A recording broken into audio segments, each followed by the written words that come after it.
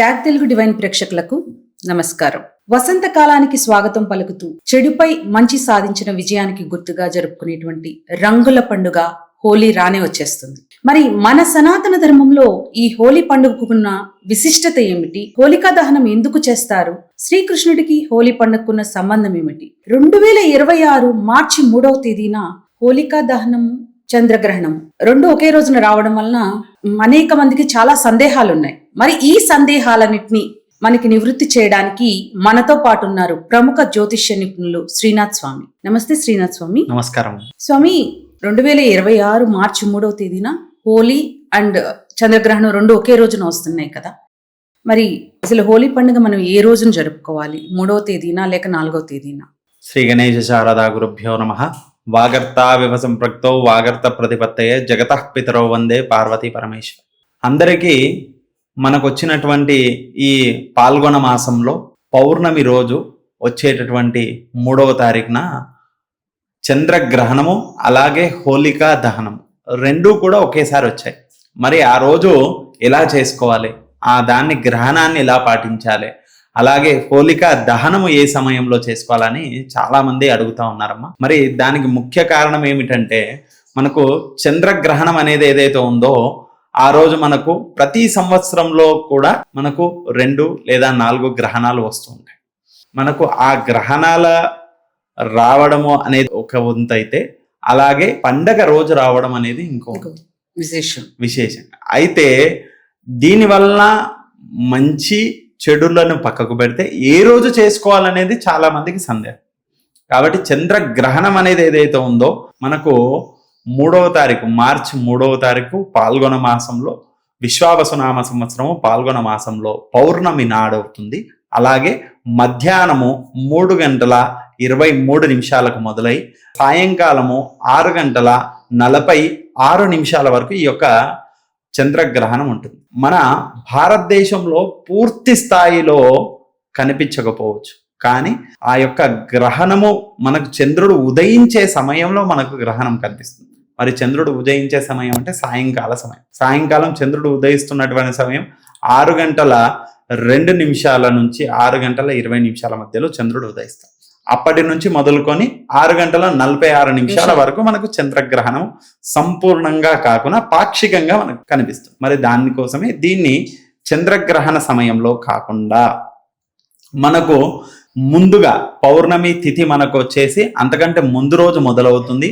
ఆ రోజుతో అంతిమం అంటే అందుకంటే ముందు రోజు 2వ తారీఖున సాయంకాలము 5 గంటల తర్వాత మొదలయ్యి మనకు 3వ తారీఖున సాయంకాలం 5 గంటల వరకు కూడా ఈ యొక్క పౌర్ణమి ఉంటుంది. కాబట్టి ఆ రోజు 2వ తారీఖు సాయంకాలం మనకు ఈ యొక్క హోలికా దహనం చేసుకోవచ్చు. లేదా మనకు 3వ తారీఖు సాయంకాలం చంద్రగ్రహణం అయిపోయిన తర్వాత ఏదైతే మనకు చెప్పుకున్నామో 6:46 తర్వాత చంద్రగ్రహణం అవుతుంది. అది అయిపోయిన తర్వాత మనమంతా ఇల్లంతా శుద్ధి చేసుకొని మనమందరం కూడా తలారా స్నానాలు చేసుకున్న తర్వాత మళ్ళీ మనము ఈ యొక్క హోలికా దహనము కామదహనము కార్యక్రమం చేసుకోవచ్చు. అలా చేసుకొని ఆ రోజు తెల్లవారి 4వ తారీఖున ప్రాతకాలంలో హోలీ పండుగను నిర్వహించుకుంటే శుభకరం అని చెప్పొచ్చు. కానీ లేదు మేము అలా చేసుకోలేము, ఒకే రోజు మేము అన్ని చేసుకుంటామనే వాళ్ళు 2వ తారీఖు సాయంకాలంలో హోలికా దహనం చేసుకొని 3వ తారీఖు ప్రాతకాలంలో హోలీ పండుగ చేసుకునేవారు మధ్యాహ్నము 12 గంటల వరకు మాత్రమే చేసుకోవాలి. దాని తర్వాత మనకు ఏదైతే గ్రహణం అనేది ఉంటుందో గ్రహణము దాని యొక్క ప్రభావం అనేది ముందుగా 9 గంటల కంటే ముందు నుంచే ప్రభావం అనేది ఉంటుంది. ఆ ప్రభావము 9 గంటల ముందు నుంచి అంటే ఉదయం 6:20 మనం అసలు పాటించాలి. అప్పటి నుంచే పాటించాలి. అంతకంటే ముందే దేవాలయాలన్నీ మూసివేయబడతారు కాబట్టి అంతకంటే ముందే పాటించాలి. కానీ అది చేయలేము ఇది చేయలేము అని మినిమం 3 గంటల ముందన్న ఖచ్చితంగా పాటించాలి. 3 గంటలు అంటే 12 గంటల వరకు అందరూ వారి ఇంట్లోకి వాళ్ళు వెళ్ళి వారు భోజనాలు చేసుకొని స్నానం చేసుకొని భోజనం చేసుకొని వాళ్ళు స్వామివారి నామస్మరణ చేసుకుంటూ ఉండాలి. అది ఉత్తమమైన ఫలితాన్ని ఇస్తుందని చెప్పొచ్చు. మరి ఈ చంద్రగ్రహణం ఏ నక్షత్రం ఏ రాశిలో వస్తుంది? ఇది ఏ రాశులపైన ఎటువంటి ప్రభావాన్ని చూపిస్తుంది? మనకు ఈ చంద్రగ్రహణం అనేది మనకు ముఖ్యంగా పాల్గొన మాసంలో పౌర్ణమి తిథి నాడు 3వ తారీఖున వస్తుంది. అది సింహరాశి, పుబ్బా నక్షత్రము 2వ పాదము సింహరాశిలో వస్తుంది. మరి ఈ సింహరాశి వారికి ఈ యొక్క ప్రభావం చాలా అధికంగా ఉంటుంది. కాబట్టి వారు ఆ రోజు ఖచ్చితంగా గ్రహణ వీక్షణ చేయకూడదు, గ్రహణాన్ని చూడడానికి బయటికి రాకూడదు. అలాగే గ్రహణ సమయంలో ఇంట్లో నుండి భగవంతుడి ధ్యానం చేసుకోవాలి. మరి ఆ గ్రహణ సమయాన్ని వీరు పూర్తిగా పాటించడం కూడా ఉత్తమం. ఏదైతే మనం 3 గంటల 20 నిమిషాలు చెప్పామో అప్పటి నుంచి పూర్తిగా పాటించాలి. మనకు కనిపిస్తుంది 6 గంటలకు కదా, అప్పటి వరకు నేను బయట చూద్దాం, అలా కాకుండా 3 గంటల నుంచి వారు పూర్తిగా పాటిస్తే మంచిదమ్మ. కాబట్టి ఈ యొక్క సింహరాశి వారు ప్రత్యేకంగా పుబ్బా నక్షత్రం వారు ఖచ్చితంగా ఈ యొక్క గ్రహణాన్ని పాటించాలి. ఆ నియమాలన్నీ వారు తప్పకుండా పాటించాలి. ఈ సింహరాశి వారికి, అలాగే కర్కాటక రాశి వారికి, మకర రాశి వారికి, కుంభరాశి వారికి ఈ యొక్క గ్రహణము దోషం అనేది చాలా అధికంగా ఉంది. కాబట్టి వీరందరూ కూడా గ్రహణ శాంతి, గ్రహణము అయిపోయిన గ్రహణాన్ని పాటించాలి, గ్రహణాన్ని చూడకూడదు. అలాగే గ్రహణ శాంతి చేసుకోవాలి, లేదా దానము ధర్మము కూడా చేసుకోవాలి. అలా చేసుకుంటే వీరికి ఆ దోషాలు నివారణ, పూర్తి నివారణ కాకుండా దాని నుంచి కొద్దిగా మెసులుబాటుగా జరిగి వారికి మంచి జరిగే అవకాశాలు ఉంటాయి. కాబట్టి ఖచ్చితంగా ఆ దోష నివారణకై వారు ఈ యొక్క దానము ధర్మము అలాగే పూజ, జపము వారు చేసుకుంటే మంచిదని చెప్తారు. ఈ సింహరాశికి సంబంధించిన వాళ్ళు ఎటువంటి మంత్రాలు పఠిస్తే మంచిదంటారు? సింహరాశి అని కాకుండా ప్రతి ఒక్క రాశి వారు ఎవరైనా గ్రహణ సమయంలో ఎవరికైనా మంత్రోపదేశం జరిగిన వాళ్ళు ఉంటారు, మంత్రం దీక్షగా తీసుకున్న వాళ్ళు ఆ దీక్ష స్వీకరించిన వాళ్ళు అదే మంత్రాన్ని పఠించుకోవడం ఉత్తమం. లేదా రెండో వాళ్ళు ఎలా ఉంటారంటే మనకు ఉపాసన చేసే వాళ్ళు ఉంటారు, వారికి ఏంటంటే గాయత్రి మంత్రోపదేశం ఉండి వారు ఉపాసన నిత్యం అనుష్ఠానం చేసుకుని ఉపాసన చేసుకునే వాళ్ళు ఉంటారు, వారు ఆ ఉపాసనను చేసుకోవచ్చు. లేదా ఆ భగవన్ నామస్మరణ, ఇప్పుడు అందరికీ ఆ ఉపాసన, ఈ దీక్ష, అనుష్ఠానం ఇవన్నీ లేనివారు ఆ స్వామివారి నామస్మరణ, పంచాక్షరి మంత్రాన్ని కానీ లేకపోతే అష్టాక్షరి మంత్రాన్ని కానీ, లేదా ఓం శ్రీ చంద్రగ్రహాయ నమః, చంద్రగ్రహ దోషం అనేది చంద్రగ్రహణం ద్వారా కాబట్టి ఆ చంద్రుణ్ణి నామస్మరణ కానీ చేసుకుంటే ఉత్తమ ఫలితం లభిస్తుంది. ఇవన్నిటితో పాటు కొంతమంది వారికి తోచిన విధంగా గాయత్రి మంత్రాన్ని జపిస్తారు. కొంతమంది వారు పారాయణాలు, కొంతమంది ఏం చేస్తారంటే లలితా సహస్రనామ పారాయణం కానీ, లేదా విష్ణు సహస్రనామ పారాయణం కానీ, శివ సహస్రనామ పారాయణం కానీ, ఇలా పారాయణాలు చేసుకుంటారు. అలా పారాయణాలు, ఏ పారాయణం దేవుడికి సంబంధించిన భగవద్ నామ స్మరణకు సంబంధించిన పారాయణాలు ఏది చేసినా కానీ మంచి ఫలితం లభిస్తుందమ్మా. ఎందుకంటే ఏమీ చెయ్యకుండా ఉండడం కంటే ఆ నామస్మరణ ఏదో రకంగా చేస్తారు కాబట్టి ఏదో ఒక రకంగా వారికి మంచి జరిగే అవకాశం ఉంటుంది. కాబట్టి ఆ భగవన్ నామస్మరణ చేస్తూ ఉండాలని చెప్తాం. మరి గ్రహణానికి ముందు ఉండే సూతకాలం ఎప్పుడు మొదలవుతుంది శ్రీనాథ్ స్వామి? మనకు మామూలుగా ఈ గ్రహణానికి గ్రహణ మనకి ఏదైతే ఉంటుందో 9 గంటల కంటే ముందు ప్రారంభమవుతుంది. ఓకే. అందుకనే దేవాలయాలు, మీరు తిరుమల తిరుపతి దేవస్థానం కానీ, శ్రీశైల దేవస్థానం కానీ ఇవన్నీ కూడా గ్రహణం, ఏ గ్రహణం అయినా కానీ సరే 9 గంటల కంటే ముందే మూసేస్తారు. అంతకంటే ముందే పూజను వాళ్ళు చేసే నిత్య పూజలన్నీ చేసేసి తర్వాత ఆ స్వామివారిని దర్భలతో వారిని మూసేసి తర్వాత బంధనం చేసేసి ద్వారబంధనాలన్నీ కూడా చేసేసి పెట్టేస్తారు. అది అయిపోయిన తర్వాత సూతక కాలం అయిపోయాక ఏదైతే 6 గంటల పుణ్య మనకు గ్రహణం విడుపు అయిపోయినాక 6 గంటల 46 నిమిషాల తర్వాత మరలా దేవాలయాన్ని అన్నీ కూడా ద్వారాలన్నీ తెరిచి శుద్ధి పుణ్యాహవాచనం, స్వస్తి పుణ్యాహవాచనం చేసి ఆ దేవాలయం అంతా కూడా శుద్ధి చేసి తర్వాత భగవంతుడికి అభిషేకాలు చేసి దర్శన భాగ్యాన్ని కలిగిస్తారు. మామూలుగా గ్రహణానికి చంద్రగ్రహణం కానీ సూర్యగ్రహణం కానీ అంతకంటే ముందుగా 8 రోజుల పాటు కూడా ఇది పాటిస్తారు. 8 రోజుల పాటు గృహప్రవేశాలు కానీ, వివాహాలు కానీ ఇట్లాంటివి శుభకార్యాలు ఏవి కూడా చేయకుండా ఉంటారు. అలా కూడా ముఖ్యంగా మన ఇప్పుడున్నటువంటి పరిస్థితుల్లో పాటించట్లేదు, కానీ అంతకంటే ముందు ఖచ్చితంగా గ్రహణానికి ముందు 8 రోజుల పాటు ఎటువంటి శుభకార్యాలు చేసేవారు కాదండి. కాబట్టి ఇది కూడా కొంతమంది పాటించే వాళ్ళు ఉన్నారు. మరి హోలీ పండుగలో ముఖ్యమైన అంశం హోలికా దహనం. మరి ఈ హోలికా దహనం గ్రహణానికి ముందు చేయాలా లేదా గ్రహణం విడిచిన తర్వాత చేయాలా? అది చేయడానికి మంచి ముహూర్తం ఏమిటి? మనకు హోలికా దహనాన్ని గురించి ప్రత్యేకంగా పౌర్ణమి సమయాలలో హోలికా దహనం అనేది చేస్తారు. పౌర్ణమి సమయాలలో అంటే 2వ తారీఖున సాయంకాలం 5 గంటల తర్వాత మనకు ఈ యొక్క పౌర్ణమి అనేది వస్తుంది. ఆ సమయంలో రాత్రికి మనము హోలికా దహనం చేసుకోవచ్చు. రాత్రి 7 గంటల నుంచి 8:30 వరకు మనకు హోలికా దహనం చేసుకోవచ్చు. మరి దాని తర్వాత రోజు ప్రాతకాలంన, ఎందుకంటే కొంతమంది ఆ రోజు పౌర్ణమి సాయంకాలం వెళ్ళిపోతుంది కదా 5 గంటలకని, 3వ తారీఖున సాయంకాలం వెళ్ళిపోతుంది కదా అని ఆ రోజు ప్రాతకాలంనే అంటే సూర్యోదయాత్ పూర్వమే ఈ యొక్క హోలికా దహనం కూడా నిర్వహించుకుంటారు. కొంతమంది 5 గంటలకే, సూర్యోదయాత్ పూర్వమే 4:30-5 గంటల ప్రాంతంలో కూడా ఈ యొక్క హోలికా దహనం చేసుకుంటారు. ఇవి రెండుటి కంటే కూడా ఇంకా ఉత్తమమైన అవకాశం మనకి ఏంటంటే హోలికా దహనాన్ని అదే రోజు పౌర్ణమి రోజు, సూర్యోదయానికి పౌర్ణమి ఉంది కాబట్టి ఆ రోజంతా పాటించవచ్చు. కాబట్టి అదే విధంగా ఆ రోజు 3వ తారీఖున సాయంకాలం ఏదైతే మనకు చంద్రగ్రహణము 6:46 అయిపోతుందో తర్వాత మనం 7:30 నుంచి 9-9:30 వరకు కూడా ఈ యొక్క హోలికా దహనాన్ని నిర్వహించుకోవచ్చు అని చెప్పొచ్చు. సో 3వ తారీఖున ఖచ్చితంగా అలా పూర్తిగా హోలికా దహనం చేసుకొని మనకు 4వ తారీఖు హోలీ పండుగను నిర్వహించుకోవచ్చు. మరి చంద్రగ్రహణం ఉన్న రోజున రంగులు జల్లుకుని ఈ హోలీ జరుపుకోవచ్చా? మరి జరుపుకునేటట్లయితే ఏ సమయంలో జరుపుకుంటే మంచిది? మనం ఇంతకు ముందే చెప్పుకున్నాం ఏంటంటే మనకు పౌర్ణమి అనేది ముందు రోజు సాయంకాలం ఉందని చెప్పేసి 2వ తారీఖు సాయంకాలమే హోలికా దహనం చేసిన వారు అదే రోజు పౌర్ణమి రోజు ప్రాతకాలంనే హోలీ కూడా నిర్వహించుకుంటారు కొంతమంది. అలా నిర్వహించుకునే వారు మధ్యాహ్నం 12 గంటల వరకు మాత్రమే నిర్వహించుకోవాలి. 12 గంటల తర్వాత చేసుకోకుండా ఉండడం ఉత్తమం. ఎందుకంటే మనము ఇప్పుడు చంద్రగ్రహణాన్ని మనకు మంచా చెడు అనేది మనకు వాతావరణ రూపకంగానే వస్తుంది. వాతావరణంలో మార్పులు రావడాన్ని ఈ యొక్క గ్రహణము అని చెప్పుకుంటాం. మరి అలాంటి వాతావరణంలో మార్పులు వచ్చే సమయంలో మనము బయట అంతా తిరిగి రంగులు చల్లుకొని మనం ఇంట్లోకి సూతక సమయాలలో వచ్చే కంటే అంతకంటే ముందే 12 గంటల లోపల చేసుకొని వాళ్ళు ఒకవేళ నిర్వహించుకుంటామంటే తప్పేం లేదమ్మా, చేసుకోవచ్చు. అలా లేదంటే మాత్రం దాన్ని తెల్లారి 4వ తారీఖున చేసుకోవడం ఇంకా ఉత్తమం అని చెప్పొచ్చు.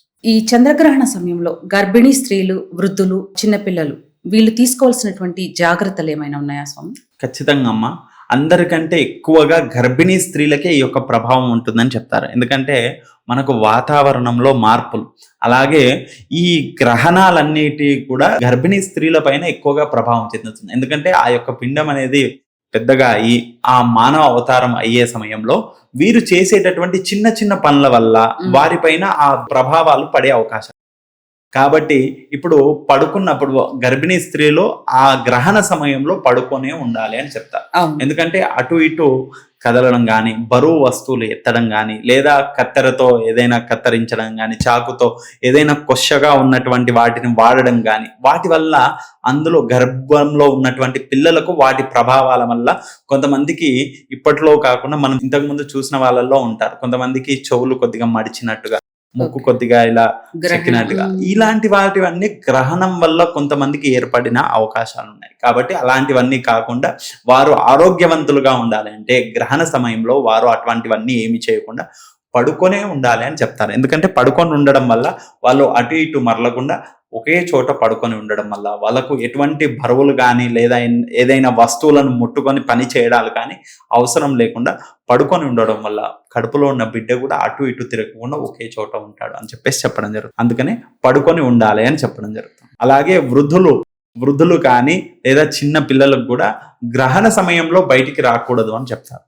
ఆ సమయంలో రాకుండా ఉంటే ఆరోగ్యపరంగా వారికి అభివృద్ధి చెందుతుంది, ఆరోగ్యపరమైనటువంటి ఇబ్బందులు రావు. ఈ గ్రహణ సమయంలో ఏవైతే వాతావరణంలో వచ్చేటటువంటి మార్పుల వల్ల వచ్చే వ్యాధుల నుంచి వారు దూరంగా ఉండడానికై ఇంట్లో ఉండాలని చెప్పడం జరుగుతుంది. కాబట్టి ఆ పిల్లలు కానీ వృద్ధులు కానీ ఖచ్చితంగా ఇంట్లోనే ఉండాలి. ఆ సమయంలో బయటికి రాకుండా ఇంట్లోనే ఉంటే మంచిదని చెప్పొచ్చు. ఈ చంద్రగ్రహణ సమయంలో గర్భిణీ స్త్రీలే కాకుండా మామూలు మనుషులు కూడా అంటే ఆహారం తీసుకోవచ్చు అంటారా గ్రహణం సమయంలో? లేదమ్మా, ఆహార పదార్థాలన్నీ కూడా మనము చెప్పాం కదమ్మా, ఖచ్చితంగా 9 గంటల కంటే ముందే ఆహార నియమాలన్నీ పాటించి తీసుకోకుండా ఉంటే ఉత్తమ ఫలితం. అంటే గ్రహణం మొదలయ్యే 9 గంటల ముందు అంటే సూర్యోదయం సమయంలో 6 గంటల సమయంలో అన్నాం కదమ్మా, అంతకంటే ముందే మనము చేసుకొని ఉంటే ఇంకా, లేదు అంటే ఒక 6 గంటల ముందన్న, లేదా అంటే ఆఖరికి 3 గంటల ముందన్న ఖచ్చితంగా ఆహార పదార్థాలను స్వీకరించి తర్వాత మనము వాటిని ఇంకా తర్వాత వాడకుండా ఉంటే బెటర్. వండిన పదార్థాలు గ్రహణంకు ముందు వండిన పదార్థాలు మళ్ళీ గ్రహణం తర్వాత స్వీకరించకుండా ఉంటే బెటర్. తర్వాత గ్రహణ తర్వాత మళ్ళీ ఇల్లంతా శుద్ధి చేసుకొని తర్వాత ఆ నియమాలన్నీ చేసుకొని పూజ చేసుకున్న తర్వాత మళ్ళీ వండుకొని అప్పుడు తింటే చాలా మంచి ఫలితం. అంతకంటే ముందు చేసినవి కాకుండా ఆ సమయంలో మళ్ళీ వండినవి తింటే మంచిది. కానీ స్వామి కొన్ని నిల్వ పదార్థాలు ఉంటాయి, వాటర్ కానీ కొన్ని పచ్చళ్ళు కానీ ఇలాంటి కొన్ని ఇంట్లో వాటిలో మనకు ముఖ్యంగా దర్బలు వేయాలి. దర్బలు లేదా గరిక లేదా తులసి దళాలు ఇవి వేసి పెట్టుకొని నిల్వ ఉంచినటువంటి వస్తువులను వాడుకోవచ్చు. మరి ఆ గ్రహణం అయిపోయిన తర్వాత ఆ దర్బల్ని ఏం చేస్తారు? అవన్నీ తీసేసి నీళ్ళలో వేసేయడం. నీళ్ళలో వేసేయడం. స్వామి, గ్రహణ సమయంలో అంటే నిల్వ పదార్థాలపైన దర్భ వేయాలి అని అంటూ ఉంటారు కదా, ఈ దర్భ వేయడం వెనుకున్నటువంటి కారణం ఏమిటి? దర్భలు అనేటివి పవిత్రకు మారుపేరుగా చెప్తామమ్మా. పవిత్ర ఏదైనా కానీ పవిత్రమైనటువంటి మనం శుభకార్యాలలో అలాగే అపకార్యాలలో ఏవైనా కానీ మనం దర్భతో చేసినటువంటి ఉంగరాలు చేసుకొని పూజలు చేస్తూ ఉంటాం.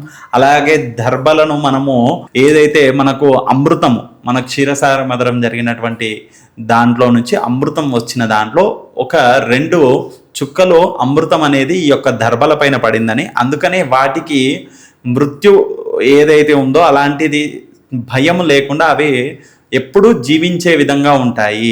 వాటి నుంచి నెగిటివ్ ఎనర్జీస్ ఏమున్నా కానీ సరే అవి దూరం చేస్తాయి అనే విధంగానే ఈ యొక్క దర్భలను పవిత్రగా వాడుతారు, పవిత్రంగా చెప్తారు, పవిత్రంగా వాడతారు. కాబట్టి వాటిని అందులో వేయడం వల్ల అటువంటి సూర్యరశ్మితో వచ్చేటటువంటి ఏవైతే ఆ సూర్య కిరణాల వల్ల ఆ చంద్రుడి వల్ల వీక్షణ వల్ల కలిగేటటువంటి దోషాలు ఏవైతే ఉంటాయో ఆ యొక్క ఆహార పదార్థాలకు అవి అంటవు అని, అవి మరలా కూడా మనం వాడుకోవచ్చు అని, అందుకని నిలువ ఉన్న పదార్థాలపైన ఆ యొక్క పవిత్రలను వేస్తారని చెప్పచ్చు.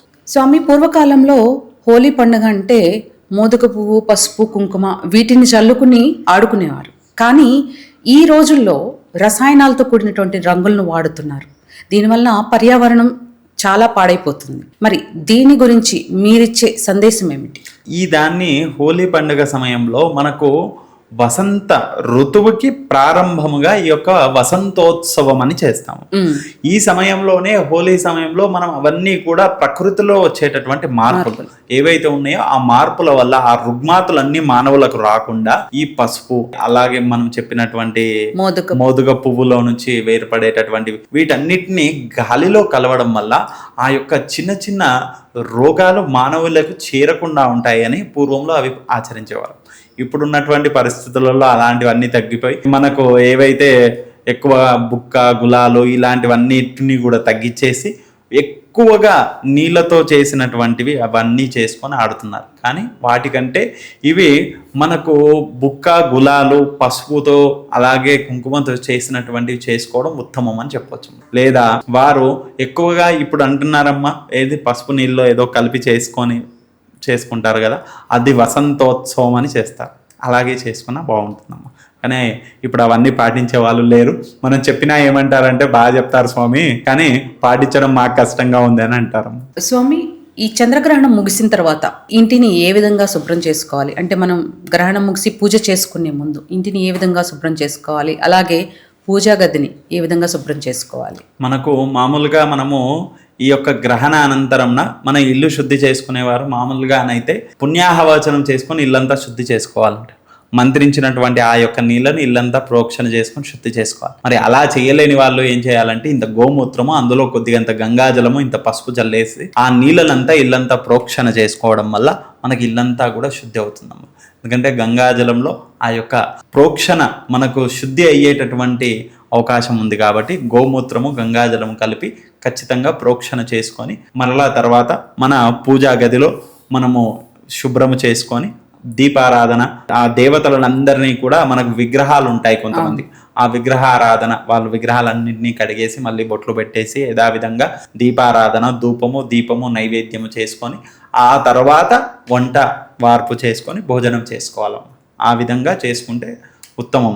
కానీ అలా కాకుండా కొంతమంది ఏం చేస్తారంటే ఈరోజు సాయంకాలం అయిపోయింది కదా, గ్రహణం మేము స్నానం చేసాం, రేపు పొద్దున్న దీపారాధన చేసుకుంటామని కుదరదమ్మా. ముందుగా దేవతారాధన తర్వాతనే మనము భోజనం చేయాలి, అంతకంటే ముందు చేయకూడదు. ఖచ్చితంగా దేవతారాధన చేయాలి. స్వామి, చంద్రగ్రహణం ముగిసిన తర్వాత ఎటువంటి దానాలు చేస్తే మంచిది?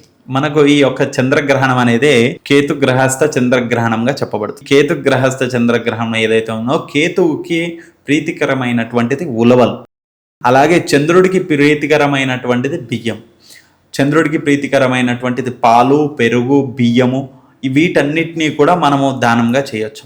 అలాగే ప్రత్యేకంగా ఈ సింహరాశి వారు, కర్కాటక రాశి వారు, అలాగే మకర కుంభరాశి వారు, ఈ 4 రాశుల వారు ఖచ్చితంగా పాలు, పెరుగు, బియ్యము, అలాగే కేతు గ్రహానికి ప్రీతికరమైనటువంటి ఉలవలు ఇవన్నీ కూడా దానము చేయాలి. వాటితో పాటు చంద్రబింబమును అలాగే నాగ ప్రతిమను దానం చేయడం కూడా ఉత్తమం అని చెప్పొచ్చు. మరి ఈ చంద్రగ్రహణ ప్రభావం ఎన్ని రోజుల వరకు ఉంటుంది స్వామి? చంద్రగ్రహణ ప్రభావం ఏ గ్రహణం అయినా కానీ దాని ప్రభావము 40 రోజుల పాటు ఉంటుందమ్మా. 40 రోజుల పాటు ఉంటుంది. అందుకనే సింహరాశి వారు, కర్కాటక రాశి వారు, అలాగే మకర రాశి, కుంభరాశి వీరందరూ కూడా ఖచ్చితంగా ఆ 40 రోజుల వరకు చాలా జాగ్రత్తలు పాటించాలి. వారు చేసే పనులో కానీ మాట్లాడే మాటలో కానీ ఆచితూచి ఉంటూ వారు మంచి జాగ్రత్తలు పాటిస్తూ దైవనామ స్మరణ చేస్తూ ఎవరిని దూషించకుండా వారిని ఒకరిని అనద్దు, వారు అనిపించుకోకుండా ఉంటే మంచిదమ్మా. అలాగే ఈ యొక్క చంద్రగ్రహణ దోష నివారణ కోసము ఈ సింహరాశి వారు ప్రత్యేకంగా శివుడికి అభిషేకం చేసుకోవడం కూడా మంచి ఫలితాన్ని ఇస్తుందని చెప్పచ్చు. స్వామి, హోలికా దహనం అంటే ఏమిటి, కామదహనం అంటే ఏంటి? ఈ రెండు ఒకటేనా? మనకు హోలికా దహనము, కామదహనము రెండు కూడా ఒకటిగానే చెప్పుకోవచ్చమ్మా. కానీ అవి ప్రాంతీయ భేదాలుగా ఒక్కొక్కటి ఒక్కొక్క సమయంలో జరిగినటువంటి, అంటే అంటారమ్మా కృతత్రేత ద్వాపర కలియుగాలని, ఆ విధంగా జరిగినటువంటివి అని చెప్పుకోవచ్చు. అందులో ముఖ్యంగా మనకు హోలికా దహనం. హోలిక అంటే మన ఈ యొక్క హిరణ్యకశ్యపుడి యొక్క ఆ చెల్లెలను హోలిక అని చెప్తారమ్మా. అయితే ఆయన ప్రహ్లాదుడు వచ్చేసి విష్ణువు యొక్క పరమ భక్తుడు. మరి ఈయన హిరణ్యకశ్యపుడు ఆయన ఏం చేశాడంటే బ్రహ్మ దగ్గర తాను వరం పొందాడు. ఏం వరం అంటే తాను మృత్యుంజయుడుగా కావాలంటే మృత్యుంజయుడని అయితే ఇయ్యలేను, కానీ దానికి పరిహారంగా ఇంకా ఏమైనా అడుగుమంటే ఎన్నో వరాలు కోరాడు. అంటే నాకు మానవుడు కాదు, వానరుడు కాదు, మానవుడు కాని వాడు అలాగే ఒక మృగము కాని వాళ్ళు అయిన వాళ్ళు చంపాలి, భూమి ఆకాశంలో కాకుండా చంపాలి, సమయం సందర్భం లేని సమయంలో చంపాలి అని ఈ విధంగా కొన్ని వరాలు కోరాడు. అదే విధంగా వరం ఇచ్చేయడం వల్ల ఆయన ఏమనుకుంటాడంటే నాకంటే గొప్ప వాళ్ళు ఎవరూ లేరు అని అనుకుంటాడు. మరి ఆయన యొక్క పుత్రుడైనటువంటి ప్రహ్లాదుడు మాత్రం శ్రీ మహావిష్ణువుని నిత్యము జపిస్తూనే ఉంటాడు. శ్రీ మహావిష్ణువు ఆ స్వామివారి నామస్మరణ చేస్తూనే ఉంటాడు. ఆయన ప్రతి దినము అది చూసి చూసి విసిగెత్తిపోయి ఆ యొక్క ప్రహ్లాదుని తన తండ్రిని దేవుడిగా, నేనే దేవుడిగా తెలియజేయమని అడిగితే ఆ అబ్బాయి నా దేవుడు మాత్రం శ్రీ మహావిష్ణువే అని చెప్పేసి చెప్తా ఉంటాడు. మరి ఏం చేయాలంటే అతన్ని చంపేసేయాలని అనుకుంటాడు. మరి ఏం చేయాలి, ఎన్నో రకాలుగా తాన్ని చంపడానికి చూస్తాడు, అయినా కానీ కుదరదు. ఆఖరికి తన చెల్లెలు, ఎవరు హిరణ్యకశ్యపుడి యొక్క చెల్లెలు హోలిక, తాను ఏదైతే ఉందో తనకు ఒక వరం ఉన్నది. ఏంటంటే తాను అగ్నిలో వెళ్ళినా కాలదు, తనకు కాలే అవకాశం లేని వరం. మరి ఏం చేస్తాడంటే తన చెల్లెల్ని అడిగితే తన చెల్లెలు వాళ్ళ అన్న గురించి సంతోషం గురించి తాను ఒప్పుకొని ప్రహ్లాదుని తీసుకొని కట్టెలు పేర్చినటువంటి అగ్ని యొక్క స్థలంలో వెళ్ళి కూర్చుంటే తన పైన ఆ యొక్క ప్రహ్లాదుని కూర్చోబెట్టుకుంటుంది. అప్పుడు ఆ యొక్క ప్రహ్లాదుడు ఏం చేస్తాడంటే ఆ స్వామివారి నామస్మరణ చేస్తూ ఉంటాడు. ఆ నామస్మరణ వలన, ఆ భక్తి వలన ఆ యొక్క ఆమె వరము కూడా తనకు కష్టంగా మారిపోయింది. ఆ వరం వల్లేనే తాను చనిపోయే అవకాశం వచ్చింది. అందుకనే హోలిక కట్టెలను పేర్చి తాను దహనం అయిపోయి ఏదైతే చెడు పైన మంచి విజయాన్ని ఈ యొక్క హోలీ పండుగగా చేస్తారు, హోలికా దహనంగా చేస్తారు. అందుకనే కామ, క్రోధ, మద, మాత్సర్యాలన్నింటినీ కూడా తొలగిపోవడానికి ఈ యొక్క హోలికా దహనాన్ని నిర్వహిస్తారు. అలాగే మనకు కామ అనగానే కామదహనం కూడా చెప్తాం. కామదహనాన్ని కూడా ఏంటంటే కామదహనముగా చెప్పబడే ఈ రోజుని మన్మథుడు తన బాణాన్ని వేస్తాడు శివుడి పైన. తాను శివుడు మహా తపస్సులో ఉన్నటి సమయంలో, తన ధ్యానంలో ఉన్న సమయంలో మన్మథ బాణాన్ని వేస్తాడు. అది వేసినటువంటి బాణం ఏదైతే వెళ్ళి ఆ స్వామివారికి తగిలిందో ఆ సమయాన్ని కూడా స్వామివారు తాను మేల్కొని అతన్ని దహనం చేసేస్తాడు. అప్పుడు ఆయన దహించుకుపోయిన తర్వాత తని భార్య అడుగుతుంది, స్వామి నా భర్తను బ్రతికించమని కోరితే భూలోకంలో ఎక్కడైనా సరే ప్రతి మనస్సులో ఆ యొక్క మన్మథుడు ఉంటాడు అని చెప్పేసి ఆయనకు వరాన్ని ఇస్తాడు. అదే రోజుని ఈ రోజుగా కూడా చెప్పడం జరుగుతుంది. అందుకనే కామ దహనముగా అలాగే హోలికా దహనంగా ఈ యొక్క రెండు కూడా చేయడం. హోలికా దహనాన్ని ప్రత్యేకంగా మన నార్త్ వాళ్ళు హోలికా దహనం అని చేస్తారు. మన ప్రాంతీయంగా ఇక్కడ తెలంగాణ వారు, ఆంధ్ర వాళ్ళు ప్రత్యేకంగా కామదహనంగా చేస్తారు. ఇది రెండు కూడా ఒకటే మార్గానికి, అంటే కామ, క్రోధ, మద, మాత్సర్యాలను తొలగింప చేయడానికి ఈ యొక్క దహనాన్ని చేయిస్తారని చెప్పొచ్చమ్మా. ఇందులో మనకు సంక్రాంతి పండుగ రోజు మనకు భోగి మంటలు వేస్తారు కదమ్మా, ఏంటి పాత వస్తువులన్నీ తెచ్చి వేసేసి, అలాంటిది కాదమ్మా. ఇది ప్రత్యేకంగా ఆవు పిడకలతో, కర్రలతో వారు ఈ యొక్క హవనంగా చేసి కామదహనంగా అది చేయడం జరుగుతుంది. కాబట్టి అందులో పాత వస్తువులను అన్నిటిని, ప్లాస్టిక్ని అన్ని తెచ్చి వేసేసి మంటలు పెట్టేసి ఏదో ఎగురుతూ దుంకుతూ చేసేది మాత్రం కాదమ్మా. భక్తి శ్రద్ధలతో ఆ కామదహన సమయంలో ఆ దహనంలో వారు ఒక నారికేలం, ఒక కొబ్బరి కుడక కానీ, లేదా పసుపు కుంకుమ, ఇంత బెల్లం ముద్ద కానీ, కొన్ని నువ్వులు కానీ, ఇవన్నీ ఎవ్వరు చేసినా కొంతమంది ప్రాంతీయంగా వారు నైవేద్యాలు చేసి అందులో వేయడం జరుగుతుంది. ఇవి అన్నీ ఎవరు చేసినా వారికి శుభాలు చేకూరుతాయని చెప్పడం జరుగుతుంది. మరి హోలికా దహనం చేసిన తర్వాత వచ్చేటువంటి బూడిదను ఏం చేస్తారు స్వామి? హోలికా దహనం చేసిన తర్వాత మనం చెప్పాం కదమ్మా, మన కోరికలను నశింప చేసేటటువంటిది. అలాగే ఏదైతే మనము దుష్ట శిక్షణ, శిష్ట రక్షణకై జరిగినటువంటిది ఈ యొక్క హోలికా దహనం. కాబట్టి మనకు చెడు నుంచి మంచి స్వీకరించడానికి అందులో దహనం అయిన తర్వాత వచ్చేటటువంటి ఆ బూడిదను తీసుకొని వెళ్ళి మనము నీళ్ళల్లో కలిపి ఇల్లంతా ప్రోక్షణ చేసుకోవచ్చు. ఆ బూడిదను ఇల్లు చుట్టూ చల్లొచ్చు, ఇంటి పైన చల్లొచ్చు, రోజు మనము బొట్టు పెట్టుకోవచ్చు. వాటితో పాటు ఎవరికైనా పిల్లలకు, చిన్న చిన్న పిల్లలకు దిష్టి తగిలింది అని చెప్పేసి బాధపడుతూ ఉంటారు, నిద్ర పడట్లేదు, అలాగే చిన్న కళలు వస్తూ ఉన్నాయి, నిద్రలో ఏడుస్తున్నారు. అలాంటి సమయంలో కొద్దిగంత ఆ బూడిదని పెట్టేసి కొద్దిగా నాలుక మీద వేస్తే కూడా ఆ యొక్క దిష్టి దోషాలు తొలగుతాయని చెప్పేసి దాన్ని తీసి పెట్టుకుంటారు. ఖచ్చితంగా ఇంత బూడిదని తీసుకొని పెట్టుకుంటారు. ఆ బూడిదను ఖచ్చితంగా సంవత్సరం పాటు దాన్ని వాడుతూ ఉంటారని చెప్పచ్చు. స్వామి, అసలు ఈ హోలీ పండుగకి శ్రీకృష్ణుడికి ఉన్న సంబంధం ఏమిటి? ఈ హోలీ రోజున రంగులు ఎందుకు పూసుకుంటారు? మనకు హోలీ పండుగకి, శ్రీకృష్ణునికి, అలాగే రాధామాతకి, వీరికి సంబంధం ఏంటంటే, మనకు శ్రీకృష్ణుని తల్లిని చూసి ఆ యొక్క శ్రీకృష్ణుడు ఒకసారి మొరబెట్టుకున్నాడంటే ఏమని, రాధ నాకంటే తెల్లగా ఉంది, నేనేమో ఇంత నలుపుగా ఉన్నానేంటి, కృష్ణవర్ణంగా నేను ఎందుకున్నాను అని బాధపడుతుంటే, సరే అయితే ఒక పని చెయ్యి, తనకు రంగులు పూసేసేయి, నీలాగా అవుతుంది, ఇద్దరు కూడా సంతోషంగా ఉండొచ్చు అని అంటే, ఆయన శ్రీకృష్ణుడు వెళ్ళి ఆ యొక్క రాధామాతకు రంగులు పూయడం వల్ల ఇద్దరు కూడా దాన్ని సంతోషంగా, వారు విజయోత్సవంగా, సంతోషంగా, ఆనందంతో ఆ హోలీ పండుగను చేయడం జరిగిందమ్మా. అందుకనే రంగురంగులుగా ఒక్కొక్క రంగుకు ఒక కారణాలు కూడా ఉన్నాయని చెప్తారు. మన పసుపు వర్ణానికి సంతోషమని, ఎరుపు వర్ణానికి ఆరోగ్యకరమైనటువంటిదని, ఇలా ఒక్కొక్క రంగుని కూడా ఒక్కొక్క కారణంగా చెప్పడం జరుగుతుంది. అందుకే ఆ రంగులన్నీ కూడా వేసుకొని ఆరోగ్యంగా, అలాగే వాతావరణంలో ఉండేటటువంటి రుగ్మతలన్నింటినీ దూరం చేసే విధంగా పొడి పదార్థాలను